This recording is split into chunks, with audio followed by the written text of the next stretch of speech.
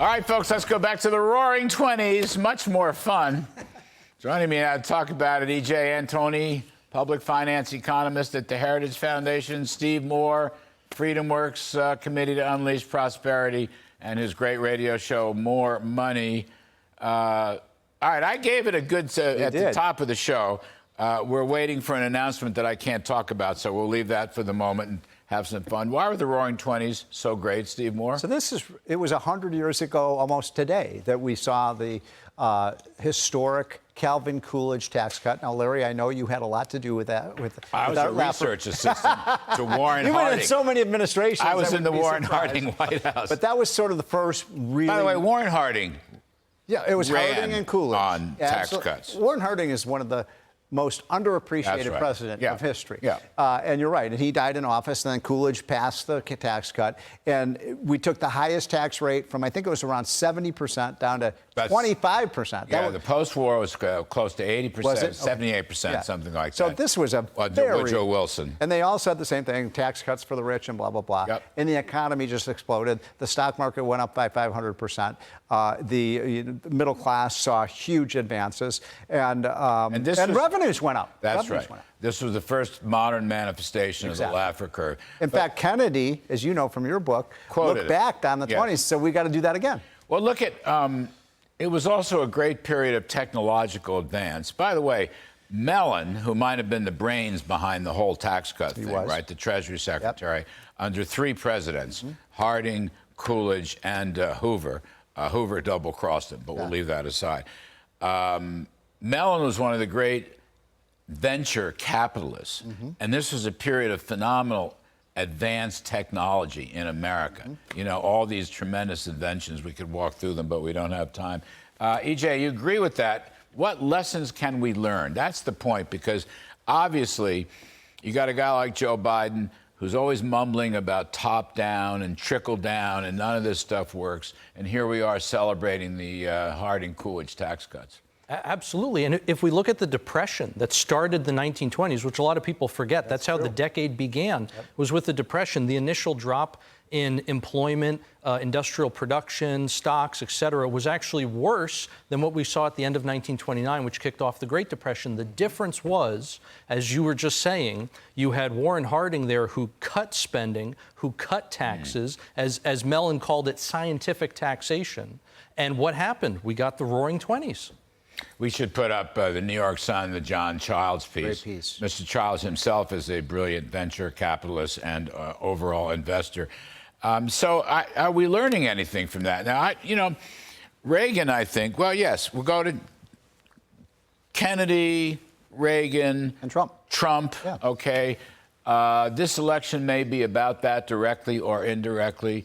How important is it, do you think, that we extend the Trump tax cuts? Because I say everybody, conservatives want to extend the Trump tax cuts, all right? Ron DeSantis put out his economic plan. He kind of hinted at it. He wouldn't come out and say it, even though he actually copied some of Trump's speech. But we'll put that aside for another segment.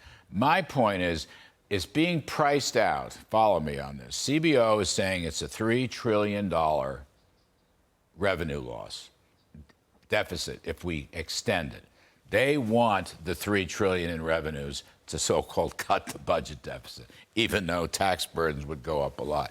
That's why this battle is going to be joined. Nobody's talking about that. I'm going to give you first dibs. Never talked about this before. How are we going to do with that? $3 trillion, and the whole economy may be at stake.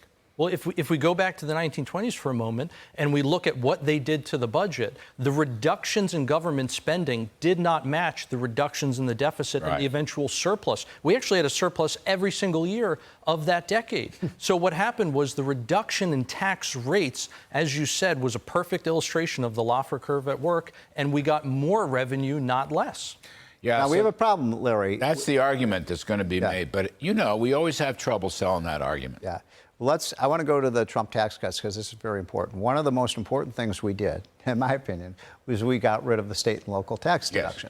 And that was basically a tax deduction for millionaires and billionaires living in New York and California and so on. what's holding up this tax bill to make those tax cuts permanent, you got 5 or 6 Republicans from these northeastern states who say we've got to bring back this huge tax deduction for rich people. So we cannot allow that to happen. Look, if you don't want to pay the high tax in New York, get the heck out of New York. If you don't want to pay in California, get out of California. You can cut your own taxes by voting with your feet. But the important thing, I'm so glad you're covering this 1920 story, because it is an important historical lesson, and most history books teach this wrong, Larry. They say that, FDR came in and he saved the economy. No, FDR and Hoover raised taxes, they raised tariffs, they raised government spending, and we had a 10 to 11-year-long depression. Yeah. So the New Deal did not work. The New Deal was a huge failure. By the way, there's a goofy guy, a conservative guy, writing in the Wall Street Journal today about how Harding is underrated, never mentioned the tax cuts. He said Harding was terrific because he cut spending. I'm not opposed to spending cuts. I favor tax cuts because it's By the way, instead of doing a fiscal stimulus, back when we had that depression, they actually cut government spending, and that helped launch so government spending does not stimulate. So let's give one little tiny kudo. Okay, DeSantis comes out. He does want 3% growth. Okay. He wants to keep the Trump immediate expensing of plant and equipment, right? Equipment and machinery. So that's good. But he also has a lot of ideas about subsidizing certain companies. And he also rails on about the elites and corporations and stuff like that. What kind of president would DeSantis make in economic growth terms, in supply side terms? What kind of president? I don't know what to believe. He didn't fill in the blanks. I don't know what he never mentioned the tax rates, blah, blah. I don't understand. What is he going to do? That's the big question. Let's assume he's still in the race. All right, he may not be. What's he going to do? Larry, I think it's just way too vague, as you were just saying. Let me put it this way. DeSantis needs to understand corporations don't pay taxes. People pay taxes, right? Corporate taxes get passed on to workers in the form of lower wages, to investors in the form of lower rates of return, and to customers in the form of higher prices. So the idea that we can play this class warfare game and go after the rich or go after corporations as if people aren't going to bear the burden of that, I think that's leading us down the wrong road. I like the 3% target, okay? I do too. We got to give him some credit. Yeah. Also, I don't know what exactly he's referring to, but he does have a nice section about how we need a stable dollar. Yeah. I don't know exactly, but he'd like the Fed to focus on that. I mean, look, he's a smart guy. Yeah, he's a conservative. He's just never put out a clear economic growth agenda. When you talk to Trump, Trump just nails it. Boom, boom, boom. I think that's a little bit of a problem.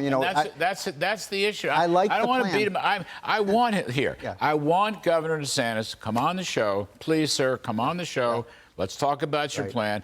I have said for 6 months or longer, you have a great economic story to tell in Florida. Yeah, Florida versus New York. Story. Florida versus California. You just don't tell it. Right. You spend too much time woking in Disney. Yeah, no, I agree. He's been a great guy. If he just does for the country what he did for Florida, he'd be a great president. But it's a little bit Trump-light.